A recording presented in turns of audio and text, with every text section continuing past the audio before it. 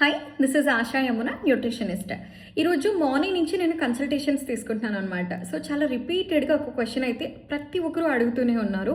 ఏంటి అంటే కొంతమంది వేరే అవుట్ ఆఫ్ కంట్రీ ఉన్నారు, కొంతమంది వచ్చేసి వేరే అదర్ ట్రావెలింగ్లో ఉన్నారు, అండ్ కొంతమంది న్యూ ఇయర్ ఉంది కదా, ఈవెంట్ ఉంటాయి అండ్ పార్టీస్ ఉంటాయి. సో ఆబ్వియస్లీ కొంతవరకు చీట్ మీల్ చేయాల్సి వస్తుంది. స్టిల్ నేను ఎట్లా గ్లూకోజ్ కంట్రోల్ చేసుకోవచ్చు అండ్ వెయిట్ని మేనేజ్ చేసుకోవచ్చు అని అడిగారు అనమాట. సో మోస్ట్లీ నేను బయట ట్రావెలింగ్లో ఉండే వాళ్ళకి నేను ఒకటి చెప్తాను, 80-20 మెథడ్ ఫాలో చేయండి అని చెప్పి. ఇది ఈరోజు మీకు కూడా చెప్దామని చెప్పి అని నేను వీడియో షూట్ చేస్తున్నాను అనమాట. 80-20 మెథడ్ ఏంటి అంటే 80% మీరు హెల్తీగా తీసుకునేలాగా అండ్ 20% వచ్చేసి అక్కడ క్యూజిన్ ఏదైతే ఉందో అది మీరు ట్రై చేసేలాగా చూసుకోండి. సో 80% హెల్దీగా అంటే మోస్ట్లీ ప్రోటీన్ అండ్ ఫైబర్ని బ్యాలెన్స్ చేస్తూ తీసుకునేలాగా. ఒకవేళ ఆల్రెడీ డిఫరెంట్ క్యూజిన్ ఏదైతే అక్కడ మీకు అవైలబుల్గా ఉంది అది ప్రోటీన్ అండ్ ఫైబర్ అనేది మీకు యాడ్ అవుతుంది అని అంటే విచ్ ఇస్ ఓకే, పర్వాలేదు.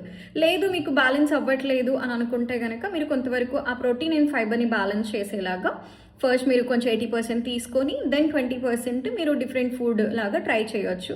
ఆబ్వియస్లీ మనకు వేరే డిఫరెంట్ కంట్రీకి వెళ్ళి కూడా ఇదే ఫుడ్ తినండి అని చెప్పి మాత్రం నేను చెప్పను. అక్కడ మీరు ఫుడ్ క్యూజిన్స్ కూడా ట్రై చేయొచ్చు అనమాట.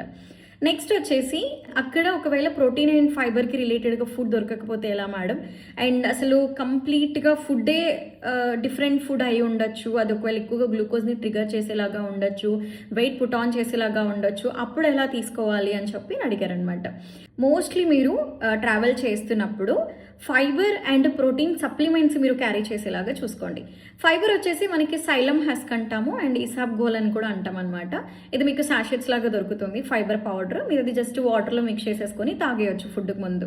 అండ్ ప్రోటీన్ కూడా మనకి ట్రావెల్ ఫ్రెండ్లీ సాషెట్స్ దొరుకుతాయి, అవి కూడా మీరు జస్ట్ వాటర్లో మిక్స్ చేసేసుకొని తాగేయచ్చు అనమాట.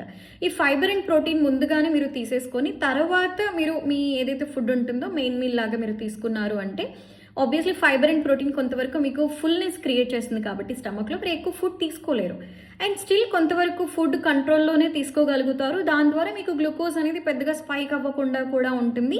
నెక్స్ట్ వచ్చేసి వెయిట్ కూడా బ్యాలెన్స్ అవుతుంది అనమాట. ఈ ట్రిక్ మీరు ఖచ్చితంగా ట్రై చేయండి.